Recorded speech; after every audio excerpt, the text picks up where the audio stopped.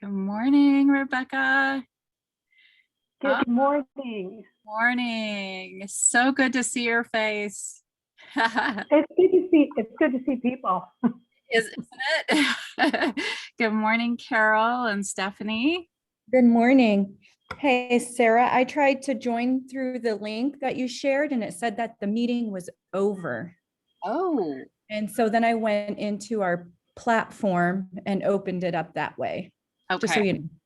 Okay. That happened to me twice, and I just kept doing it. Third time, it came on. It said that the meeting had been ended, so I just kept hitting it. So I'm not sure. Yeah, maybe I could just send another link on our web page or on our group, and it'll all be good. That sounds wonderful. I feel like, so it's the same number, right? Okay. Yeah, if you wouldn't mind just sending a quick message, hey, keep trying. And here's the number, that would be wonderful. Good morning or good afternoon on. It's still kind of morningish, it feels like here, but and Chandra, so good to see you too. Thanks for joining us. We also will be recording the session. I know that, several people have reached out already and said, oh, I really want to be part of it, but work won't allow. So or life won't allow. So we always will offer a YouTube recording as long as that's okay with everybody. And hello, Maeve. Happy end of the school year. You're officially a junior at UNO. How does that feel? It feels great. It's been a busy day. Sorry, I'm like rushing, trying to pack and do laundry and everything, but I'm happy to be here and listen. Sounds like it is going to be a wonderful presentation today. Yes, indeed, indeed. And I just have to give another shout out. Rebecca Maeve is on the board, and she earned student body president. She's partnering with Amy Gonzales, and they are, yes, they are leading UNO and ushering in the new chancellor, or no, the new president, chancellor. Okay, yeah. So just lots of great things happening across our board, I would say. Yeah, lots of women supporting women and celebrating each other in that process. So this is yet another moment for us in that regard. So I think I will go ahead and get started. Just such an honor to welcome Rebecca Gonzales to our space today. I was reminded yesterday and then today, as I was doing some additional homework on Rebecca, I feel like she's a person who's lived many lives, and lucky for us to benefit from all those different rich dimensions. She started her educational journey at UNL and had a focus in history and life sciences. And we were talking a lot about the Southwest. We both have explored that in some detail. And so that life sciences background in light of our conversation is making a lot of sense to me. And she eventually went to UC Davis for law school at the Martin Luther King Law School there in 1988. And most recently, I believe Nebraska Appleseed was a place of practice and much great leadership and inspiration. Did a lot with immigration, justice issues there. I'm also remembering that she was the VP of Technology and Research and Chief Diversity Officer for Doane College, and also a sergeant in the Air Force. And so, what does Rebecca not do is really the question. And so, it's so wonderful to have the chance to think about intersectionality given such a richly diverse life that you've led, and particularly through the lens of law. I thought it was really interesting. Kimberle Crenshaw's famous article came out in like 1989. And so right when Rebecca was done with law school, intersectionality became, you know, a thing, and or named as such anyway. And so really excited to do some definitional thinking through the lens of law, how this construct kind of influenced Rebecca's practices, community lawyering practices, and then also as a community organizer, I asked her if she might offer us some wisdom, things to do, things not to do in light of her experiences, because she's had a range and depth of experience there. So with that said, welcome, Rebecca. Thank you so much for joining. I can't thank you enough. Yeah, it's such a kind introduction and all of that. I'm really honored to be part of this group, because there are so many unbelievable people involved in it. Chandra initially talked to me about it, talked me into it. I was just retiring from my work at Appleseed, and kind of COVID had just started. So, you know, you're all home and bored. What are you going to do? And I was really grateful to see this group come together. And there's been so much wonderful work done by the group in the last year and a half, 2 years. So please, like I said, I'm extremely honored to be talking. And again, my background is in law and organizing, political. I didn't do a whole lot of legal work in private practice. I started out in private practice, but did not, I hated it, to be quite honest with you.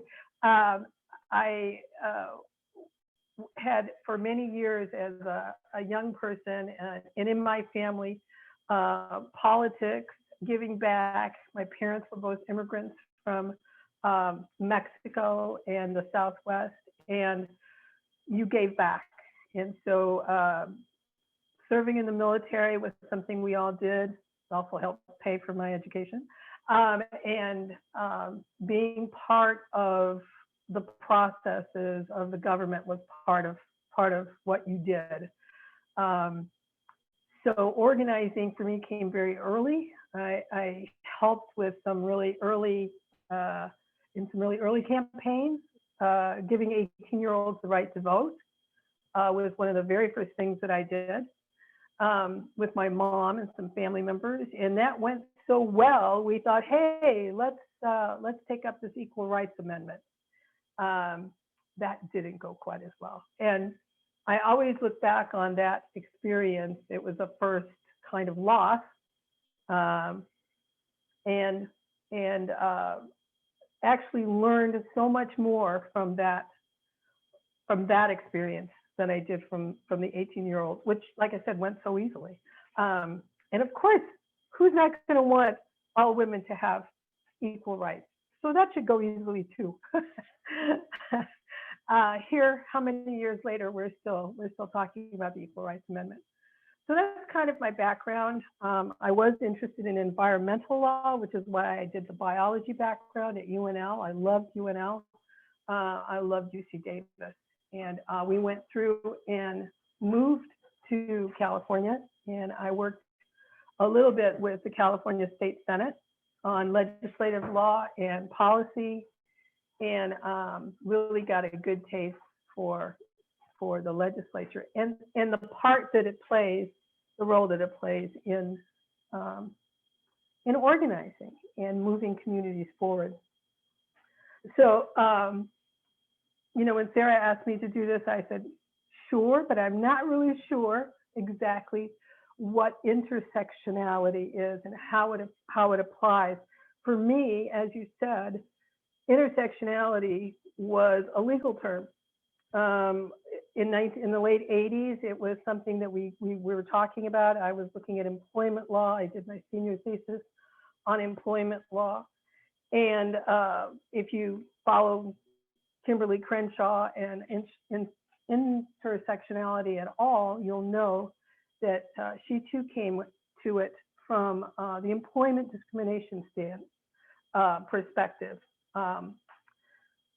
Women had been trying to file claims under Title VII of the Civil Rights Act, and there were 5 protected classes in civil rights in employment discrimination: race, sex, color, religion, national origin.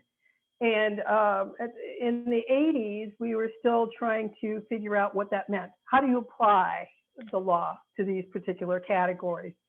And a group of Black women actually had sued under several different ways in the Ninth Circuit, which is California. Kimberle Crenshaw was actually at UCLA when I was at UC Davis. And she, along with another group of attorneys and professors in the UC system, kind of came up with this idea of intersectionality based on the fact that a woman could sue under either race or gender, or religion and gender, or national origin and gender, but she couldn't sue under both. And if you want, I think the TED Talk that Kimberle Crenshaw does, it kind of goes over a little bit more, goes over to that a little bit more in depth. But basically, you could be, discriminated against because you're a woman. You could be discriminated against because of your race. But you couldn't be discriminated. There was no area of law where you could file, or there was no precedent, and the courts did not want us to get into filing a lawsuit because you were a Black woman or a Latino woman, or a Jewish or Muslim woman. You had to choose the road, and therefore the legal theory under which you would sue. You couldn't sue under both. Kimberle Crenshaw came up with the idea that, hey, look, we're women and people of color. We're Black women, Latino women.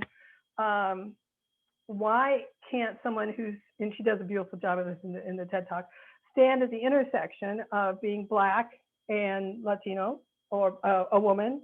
And that's where I sit. My experience is going to be different from, say, Sarah, who is a white woman. And so can't we come up with a legal theory that would encompass both of those aspects of my experience? And the court said, oh no, you choose one, file under that, because once we open the floodgates, basically, to having people file as more than one of these protected categories, everybody and their brother will be in here basically wanting equality, and we can't have that.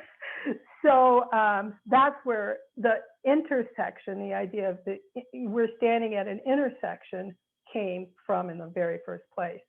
And so when I think of intersectionality, I always kind of go back to that legal basis for what happened.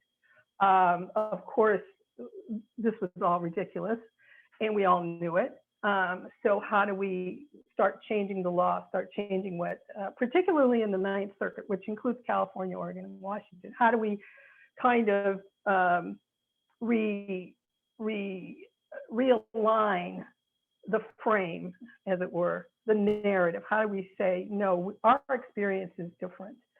And how do we use Title VII, particularly, to address that? It's not going to open a Pandora's box, which I think is what the court said. It is reality.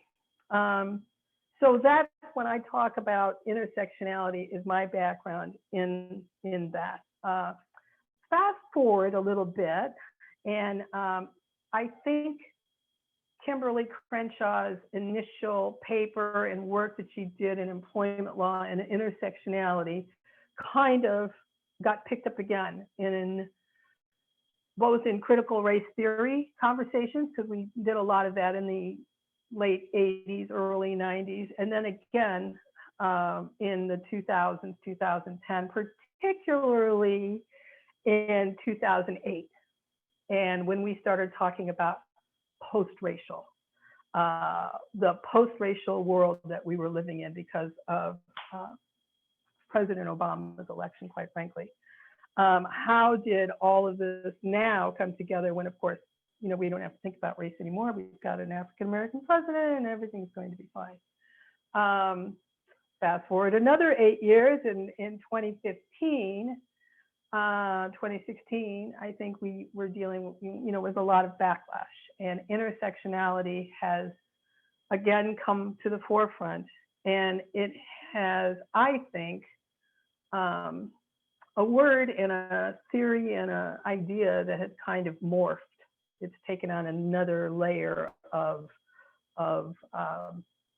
meaning in this present time and what we are doing. So I think it's a good conversation to have. I want to make sure that we're all talking about the same thing. That's why I kind of wanted to talk a little bit about the definition and history of what intersectionality means in the law.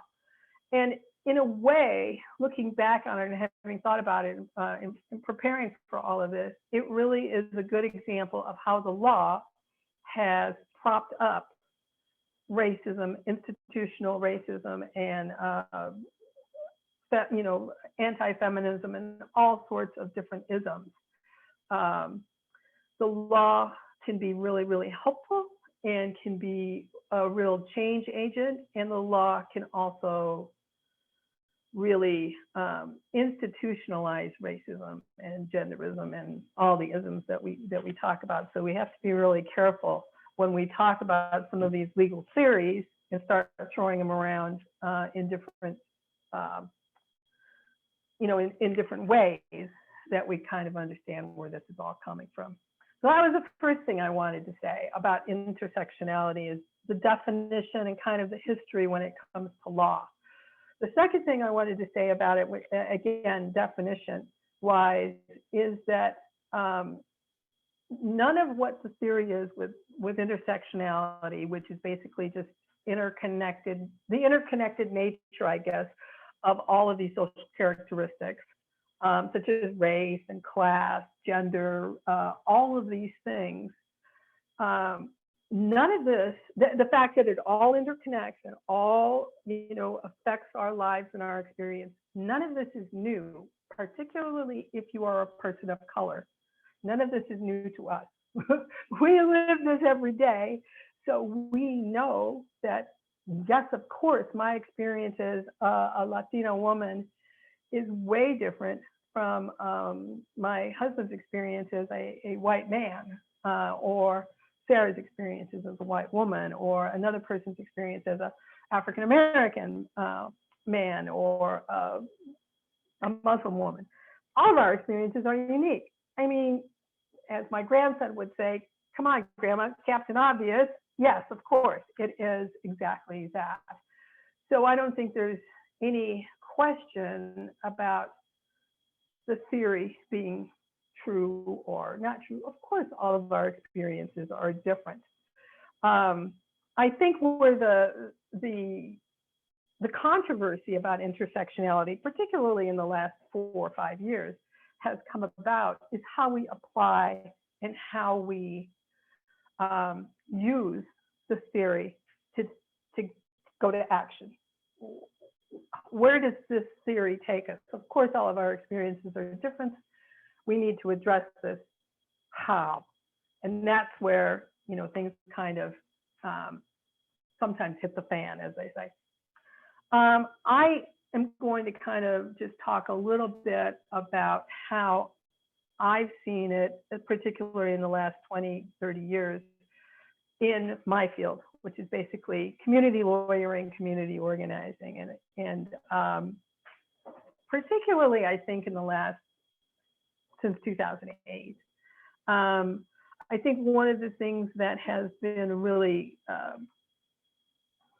kind of, well, there's been a lot of things that have been kind of bad about the last 4 or 5 years, but I think the growth of this kind of identity politics has kind of meshed, again, morphed with intersectionality, and, you know, we're talking about hierarchies, and, if you're a Latino woman, then you're here and you get all of these things. And if you're a white male, you're at the bottom of the pile because, of course, you have all of the privilege. That's not exactly what I think of when I think of intersectionality. Actually, I think of exactly the opposite. Intersectionality was a way for us to kind of try and break down those hierarchies, not just for people of color, women, but for everyone. Because once you break down the barrier for me, it's also going to help, all of us get together and move forward. So that was always confusing to me.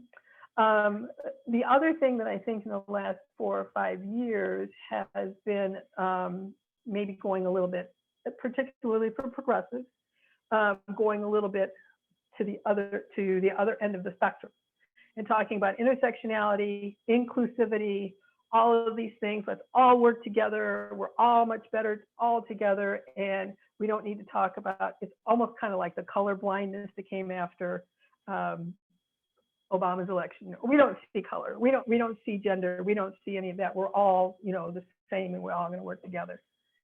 Well, that's not quite. That's just not true. I mean, there are differences. We all have differences. And I think that's been in community organizing over the past decade has been kind of where we've seen some gains and seen some real challenges, particularly, as I said, in the last 4 years, of how we can, one, work together and yet still respond, respect, identify our differences. Because even though we're all women, we have different issues. Things affect us differently if you're growing up as a Latina woman, or if you're an immigrant, Native American.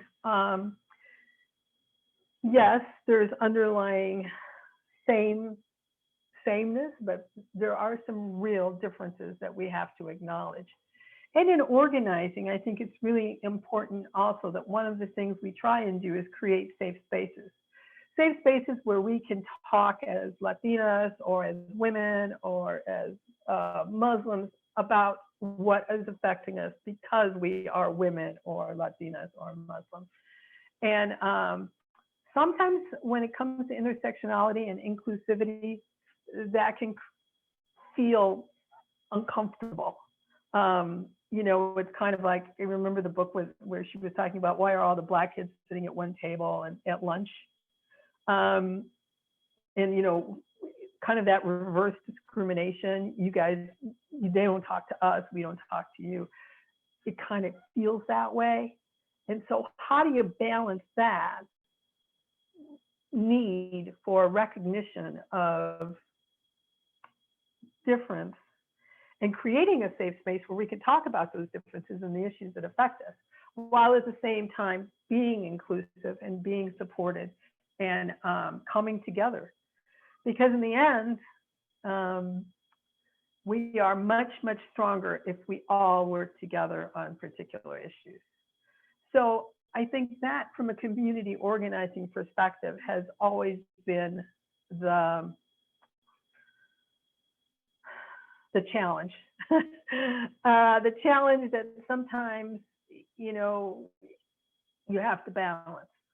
We want to all work together, but we also want to recognize that we're all different. And so sometimes I worry a little bit about intersectionality and inclusivity in that that's not the whole thing. It's really complicated. I mean, we're human beings, so we're really complicated, right? And that is one of the things that I think as we're working together, we just need to be aware. So, we talked a little bit, Sarah and I talked a little bit yesterday about maybe some of the tips I had. And I told her, I said, well, if you want to know about things that have gone wrong, I've got 40 years worth of career experience in some of the things you shouldn't do. But also, I think I have a little bit a little bit of advice, and there's a lot of folks out there. I'll send a couple of links that I used about how to do this, how to do it right. And it's not easy, and it's a lot easier to stand here and say, oh, do this or that. Putting it in practice can be really, really hard. So with that being said, I did kind of think of a few things. And I think they're, again, obvious and common sense. And I think the only thing we need to do is continually remind ourselves of it, because sometimes we don't think of the things, they think of these things. But again, the first thing that I would suggest we all do is, again, identify and recognize that there are, and I don't know who was it that coined the word, multiple struggles. We all have multiple struggles. We all belong to different groups that struggle for different reasons, whether it's poverty or ableism or whatever it is. None of us are one-dimensional. We all have that. So identify and recognize that, and don't be afraid of it. I know for a long time I was real worried about the fact that I'm not a native Spanish speaker. I grew up in North Chicago, and my dad was very adamant. He was adamant that we did not have an accent. He did not want us to suffer, and this was in the 60s, from any type of discrimination because of the way we spoke. So he made it a rule in our house that we did not speak Spanish. They did, but we couldn't. We had to answer in English, English only. And at the time I was like, well, whatever, but of course now my problem is I can understand Spanish. I can't speak it very well. I actually had to take it in college because, I was like, oh, I have my own, we call it, North Chicago Spanglish, but I don't speak Spanish very well. And that's my experience. And for a long time, I was really kind of embarrassed by it, quite frankly. And a lot of people said, how Latino can you really be? You don't speak the language. How Latino can you really be? You grew up in Chicago. Well, I think that's my experience. And we have to be able to not only be comfortable with that within our own skin, with our own identity, but also I think we have to be accepting that there's a million different experiences out there. As many people as there are out there, that's the experiences. And, let's start accepting some of that. So that's the first thing. Identify and recognize that everyone has got multiple struggles. We're all human, and try and look at some of those challenges that other people have, and then the second thing is listen. I've been in many circumstances where people will invite me to be in there because I'm the Latina lawyer, right? Especially in the beginning of my career, when quite frankly there weren't many of us out there in the late 80s that were Latino lawyers, even in California, and I was in California at the time. So I got invited to a lot of things and to sit at the table, but no one listened to anything I said. I was just there, for the cover picture, right? So that somebody said, oh, there's a Gonzales on the board or that. And I soon learned that although people wanted to be there, they really didn't want to listen to me. They didn't want to hear my experience. They didn't want to see my struggle. They were, kind of one-dimensional and had blinders on as to what was going to happen. And, what I said really wasn't, what they wanted to hear. And sometimes, unfortunately, as women and people of color, what we have to say can be kind of upsetting sometimes. It's not always, yay, we're doing a great job, you guys are doing great. And sometimes it's like, hey, wait a minute, this isn't right. And sometimes people don't want to hear that. So listen with an open mind to those folks. And when you invite people to be part of your group, to be part of a board, to be part of whatever it is, that's a great first step. But you also have to, once they're there, listen to them, listen to their ideas with an open mind, and know that it's not always going to be easy what they say, and they may disagree with some of your long-held beliefs. And this is extremely important for progressive groups. I think the worst groups are progressive groups, because we think we're doing the great, well, of course, we're progressive. We're all going to be doing the right thing by everybody, right? And this is the way it should be done. And sometimes it's not. We just haven't listened well enough. And that can be really, really hard to do. So that's the second thing. And we call it, and Chandra will know this because we've been talking about las voces, the voice. We as people of color and women and those of us, we need to raise our voices. We need to figure out how to talk about this. We can't let things run by, particularly, and I can say this now that I'm retired, particularly for those of us who are older and retired and don't have a lot to lose. I can say things now, I don't care, because you're not paying me, right? I'm fine. How can you hurt me? So stand up and speak out. Speak out on behalf of yourself, your groups, but also on behalf of others, because we can do this. We're safe. I always tell this, especially to people, in the Latino world. There's a lot of folks out there that don't have the privilege of documents. I have documents because my grandmother was wise enough to run under the bridge and get my mother her birth certificate in Brownville instead of in Mexico. That's basically all it was. So I'm safe because of that. So I can speak out. So speak out, and and then the flip side of that is understand when others can't. I think sometimes we're hard on people who maybe don't take the stand that we want them to take. But I don't know. Maybe there's reasons that they can't speak out, or they feel like they can't speak out. And I try and respect that. Sometimes it can be frustrating or maddening, but I try and respect that because we're all in different spaces.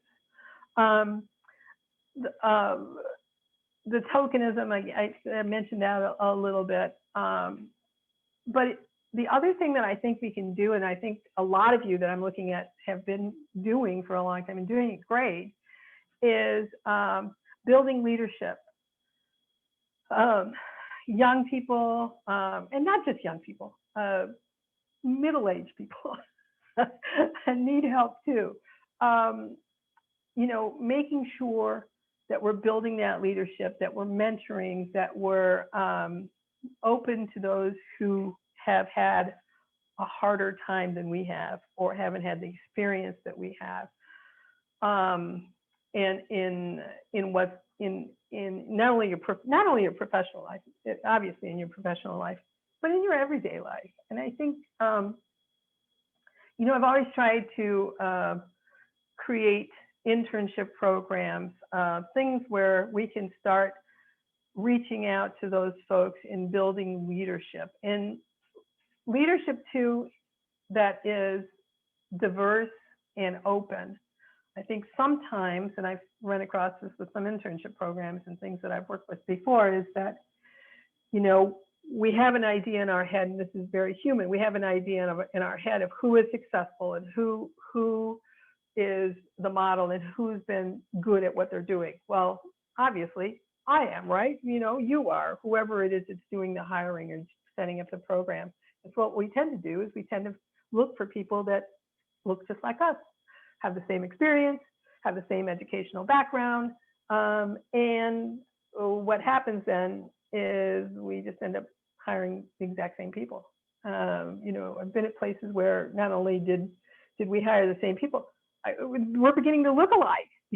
It's like, come on, let's get out of our space and open up that open that up to other folks. The last thing I wanted to kind of wrap up with was the idea, and again, nobody can do this as well as Kimberle Crenshaw can, but looking at this intersectionality and coming to some terms with it and talking about it as we have been, as you have been, is really urgent right now. I think that was her TED Talk, wasn't it, Sarah? Urgency, or something about urgency. It is really urgent right now. I think we have unfortunately, we've seen in the last 4 years how quickly and how fragile our democracy really is. And I think, in the next 2 to 4 years, I think is a real balancing point. And I'll say his name, when Trump first came to power in 2016, people asked me, oh my God, this is horrible. And I kept thinking, well, you should have been there in 1969 when, not only did we end up with Richard Nixon, but, we lost the candidate that we were all hoping and praying for. We lost Bobby Kennedy. I sat there as a child, I was a child. I'll say I was a child. I sat there as a child and watched basically him, die on the floor of that kitchen. And, then Martin Luther King, all of that happened in 1 year. And, we were exhausted from it. It was just like, oh my God, and so, when 2016 came around, I was like, we've been through this before. But I truly think 2016, 2017, 2018, the last 4 years have been really harmful in a way that wasn't in 1969, 1970, 71. I think we have a real challenge in front of us. And I worry how long can our democracy, can it survive? As you travel, and Sarah's out there now, I was in Arizona not too long ago, and as you travel, it's scary, some of the things that you see. So I think this is a really, really urgent and important conversation to have. As it applies to the criminal justice system, again, we can't do more than what Kimberle Crenshaw has done in the TED Talk, but it is really important that we start realizing some of the things that are happening not only to women, Native women, immigrant women, the increase in Black young women incarceration. The incarceration rates for Black women are going up. All of those things, again, individual problems, the things that's happening to Native women, for example, the things that are happening to Latinas on the border and throughout the United States. Different, but again, trying to find that common ground, the common narrative, the commonalities that we have, so that we can work together while still realizing that what's going to happen to a Native woman is going to be quite different than what's going on in the Latino world. It's all based on that same, lack of intersectionality. I guess it is probably is probably what I'm searching for. So that's kind of where I see us coming together and see us needing to do a lot of work, not only with conservatives who may not think the way we do, but also just with each other, because this is new, trying to work with other groups. This wouldn't have happened in 1975, I can tell you that. African Americans were in one group, and the Chicano movement was another group. Even in the Native world was a separate, and we don't have citizenship issues, right? Native Americans would tell us, well, we don't have citizenship issues. Puerto Ricans told us the same thing. They don't have citizenship issues. We do. So I think it's really urgent, and I think that we figure this thing out. And I think the only way we're going to figure it out is to continue talking about it. So I think that was pretty much kind of what I was thinking about. The overlaps, the shared narrative, very important. Setting the frame, all of the things that Kimberle talked about in the last. Actually, she's been talking about this a long time, but I think she's kind of shifted her focus a little bit in the last 10 years. I think it's all important. So anyway, I don't want to continue to talk for too much longer. And that was kind of where I was. I'm open for questions, or I think having a little bit of a discussion would be good. Sarah? Sounds wonderful. Thank you. Thank you so Sure. much, Rebecca. Did I forget anything? Oh, wow. Yeah. Just I'm over brimming with thought. And I was thinking especially about just how, this kind of the stunning observation that you made that the intersectional work may not have, like maybe this is our time to do it, but we don't have too much of a blueprint in that regard. Like in the civil rights movement didn't necessarily give that to us because it was still very much a siloed range of fights, right, for justice. And so how do we, as you said, honor differences, really understand and not tokenize one another? How do we get to those kind of deeper levels of understanding and respect and work together, but also, respecting those differences? So those are some of the things that are kind of reverberating in my thoughts, but would love to open to any thoughts or questions that the rest of our group has.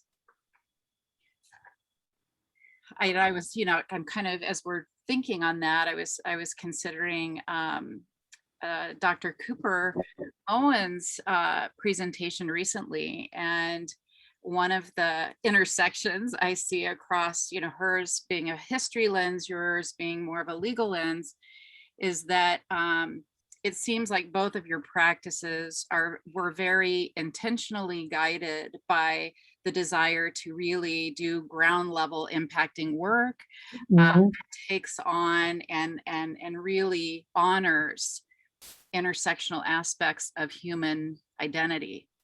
And that is, we so honor that and respect that. So yeah, other questions or thoughts? I have. Go ahead, Sarah.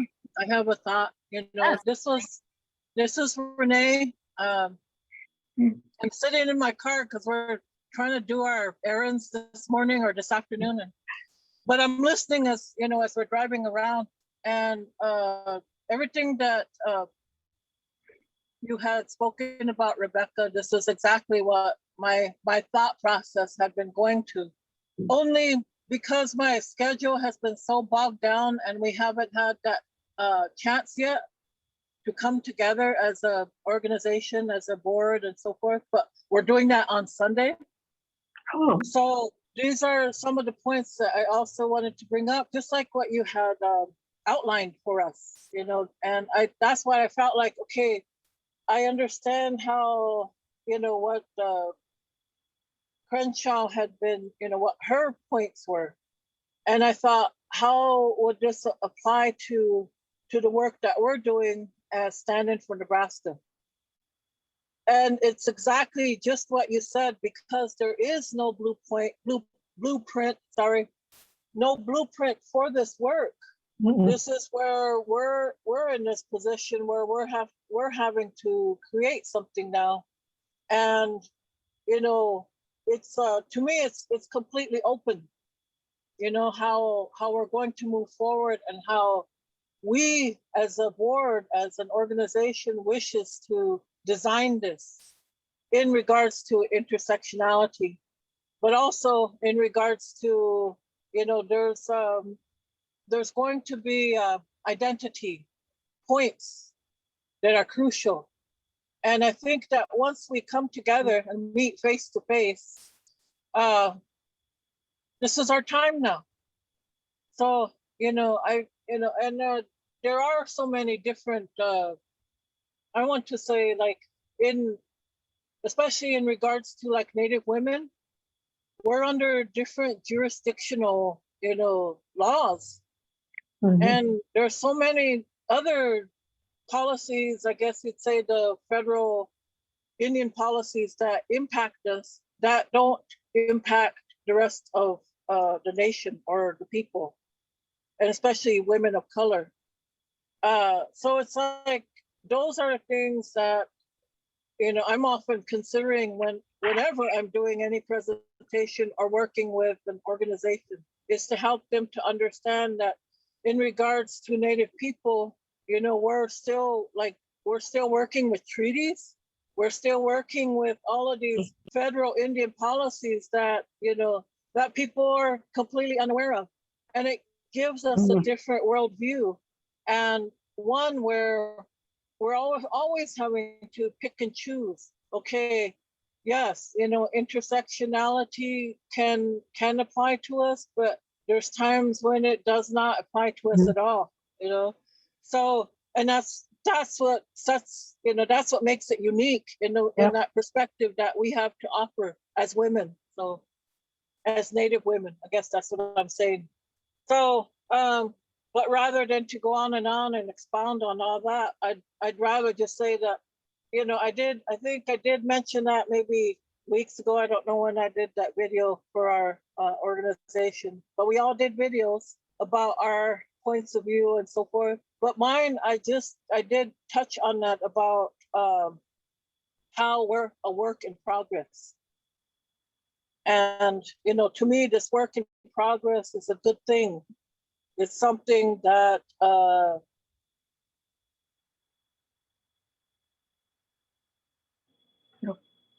okay, that's all I have to say. But I wanted to say, thank you also, for your, excellent presentation. So I'm glad I could be on here.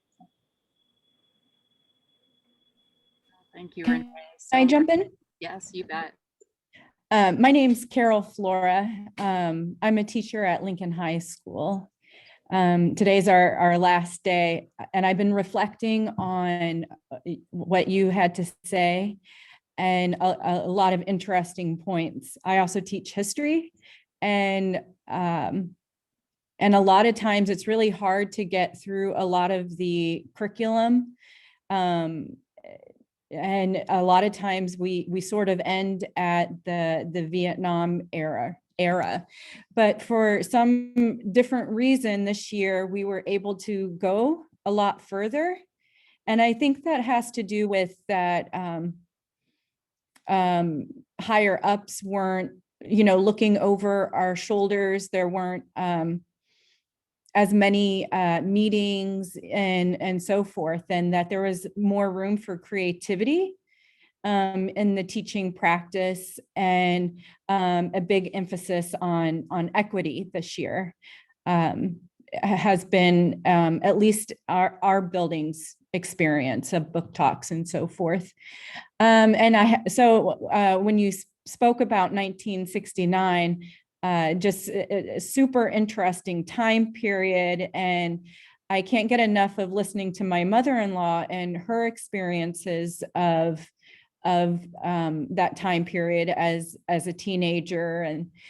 And she also, she was on a Fulbright in her 20s. And so she lived in France the year of 1969. And then when her husband returned, or her partner, and later got married, he was a vet.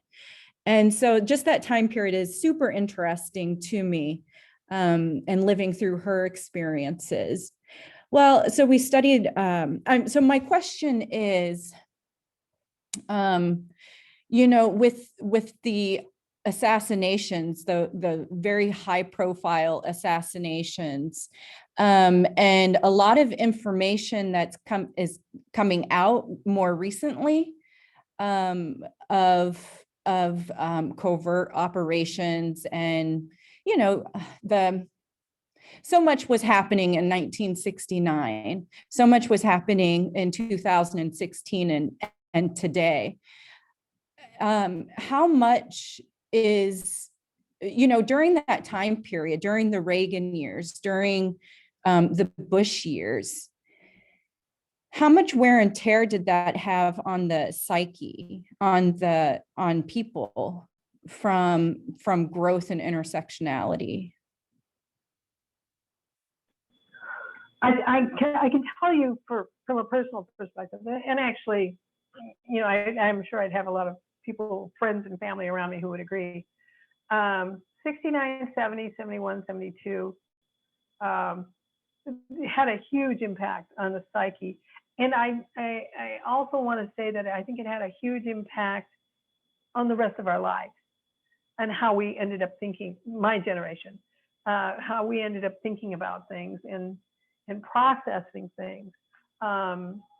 It was huge. I can't tell you how crazy. When I look back on it now, I think, oh my God, there was rioting in the streets and, cities burning. And, it seemed like boom, boom with the assassinations and everything else. The war, of course, was heating up at that time. And opposition to the war was heating up at that time. So there was so much going on, and it was such an upheaval, especially after what seemed like almost an idyllic time from, say, post World War II to, say, 1965. That it was really hard. It stuck with us a long time, on my generation, at least in my experience. It almost insulated us from the Reagan and Bush years, and Clinton, quite frankly, Clinton too. It kind of insulated us and almost made us, well, yeah, okay, so he's doing that. It's not a big deal. We've been through a lot worse. We can fix this, right? And I'm seeing kind of that same almost same kind of attitude with some young people today after going through the last 4 years of Trump. Phew, it's over, right?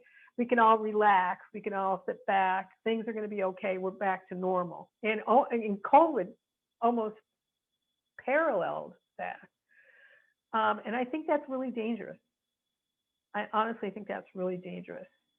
I was sitting at Applebee's, and my sister-in-law and I had just gone in and listened to Michelle Obama at the Lead Center in Lincoln.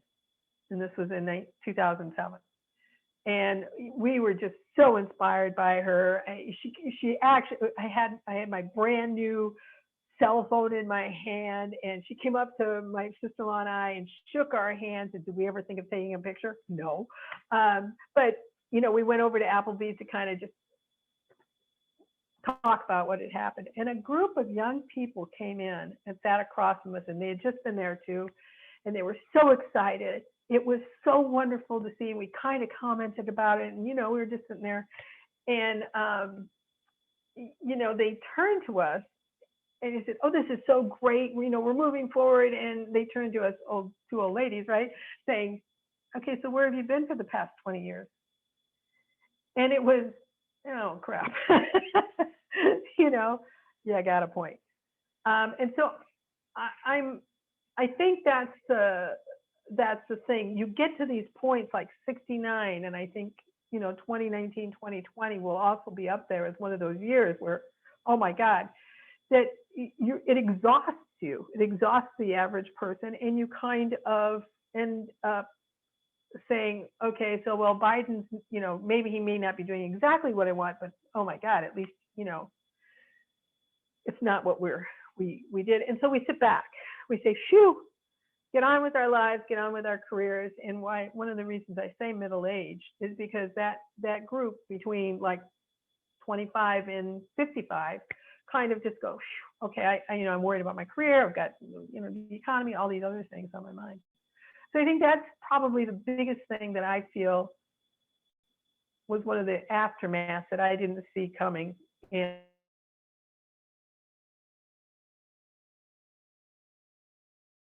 and didn't want to realize. And Tammy, if you see this, I didn't mean to call you an old lady. But yeah, that's kind of what I was thinking. Any other thoughts about sustainability in this work? And we've tried to kind of anticipate that and notice that exhaustion, you know, and like infrastructurally plan for that. But it still is, yes, you know, to keep the pedal to the metal, so to speak, right, is so necessary. But it feels kind of counterintuitive in some ways too, where it's like, okay, you know, we need some time to sort of breathe. And yeah, any other thoughts about that from our group? What you're finding to be helpful toward continuing the work, or hard, or both?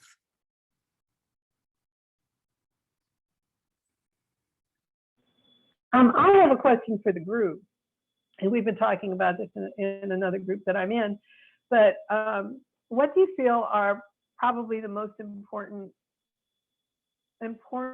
issues to educate on when it comes to intersectionality?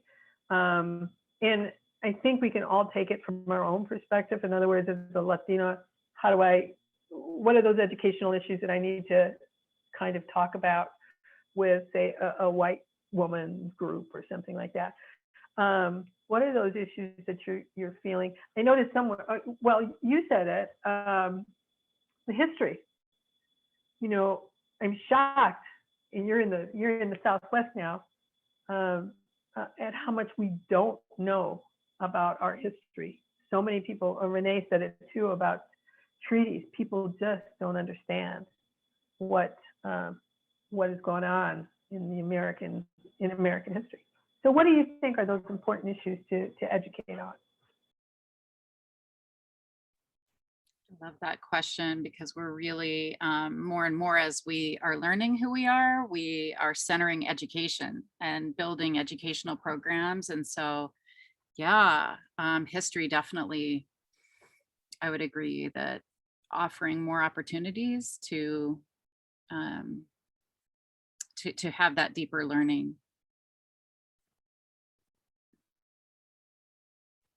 I would say also just the immigration process. We just recently had in our April month a big focus on that. We're kind of, as board members, we're taking turns monthly to really delve into a human rights area. And I found that I learned a lot about the immigration process that I didn't know. I mean, it's just not readily available information to people who are documented. And so I would say doing more with that ongoing would be really important.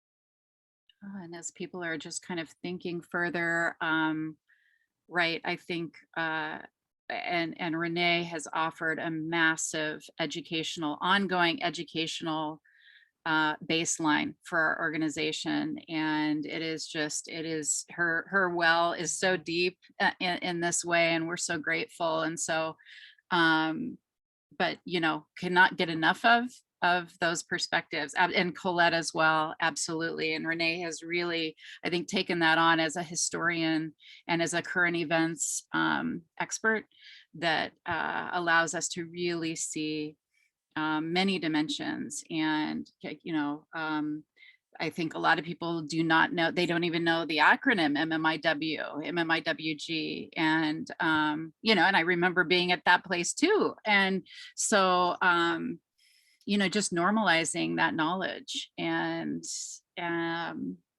violence against women, you know, I think that is one of the ties that binds our board, is really going strong on informing and pushing against violence against women and gender non-binary people.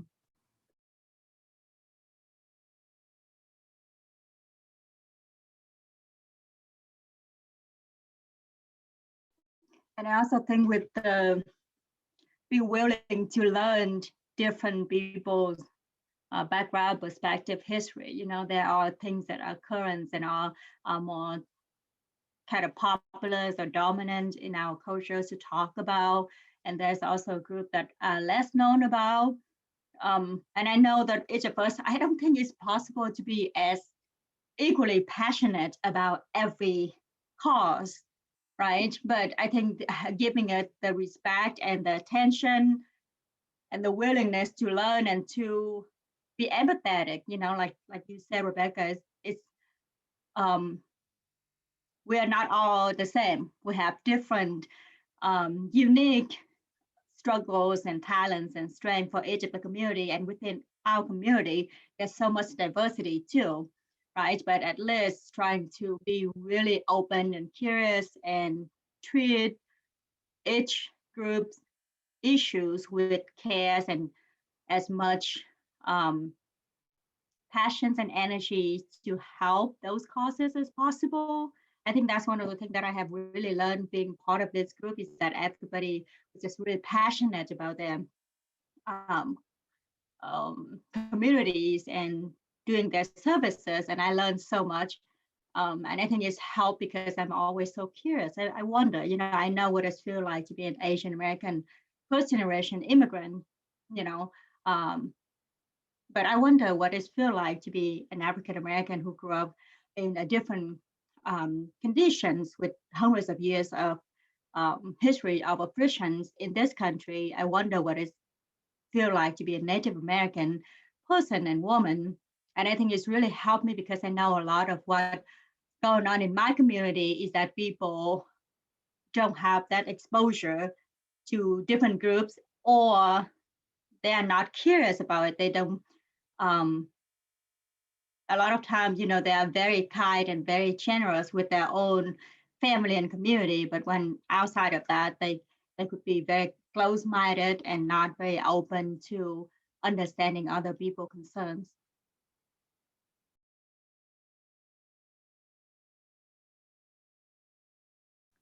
Thank you so much, An, for that. Really, so many insights in your thoughts there. And I know we're a couple minutes over time, but if there are some wrapping up thoughts, any further comments? I mean, I feel like An just really helped me to think further about intersectionality here in terms of that, you know, that it in part is a real energy. It's a real intentional energy and curiosity in the curiosity and in the leaning toward other groups, other circumstances in life that are not our own. And you know, we still certainly, as Rebecca, you know, accented brilliantly. I mean, we have so much work to do, so much opportunity, you know, and Renee certainly stressed that too. So much opportunity to keep those energies flowing and mobilized, and to also not. I think sometimes there's. I am encouraged, Rebecca, that in your 40 years of excellent multidimensional professional and community experiences that you know that you had missteps, that you acknowledge, you know. And I think that is very hard. I think that's very hard for, you mentioned that the worst groups are progressive groups, which is such an irony. That's a whole nother subject. And it is very hard to be vulnerable in that energy, in that curiosity, and that leaning in, and you're going to fumble and do things wrong. And, you know, the tendency is to retreat, I think, and to sort of go under the radar in our lives, you know. And I love that this group is like, yeah, but no, we're gonna keep going. We're gonna keep supporting each other. You know, in this time of social media doesn't help. It's like this call out and let's slam each other kind of culture sometimes. So I really appreciate the continued energy that On speaks of as kind of like a life force of intersectional work. So yeah, thank you everyone. Rebecca, any final thoughts? No, just thanks so much for the conversation. And I think, you know, this is really what we need to be doing, is having these conversations and continuing to have the conversations. I think the other thing just to remember, it's very serious stuff and all, but it's also really interesting and can be really fun. And I think An said it really well, using that curiosity to find out about other people's cultures and other people's ideas and issues. And it's a fun thing to do. So, you know, it's not all desperate, terrible. It can be fun. So thanks a lot for having me. And I love the group. So hi, Chandra.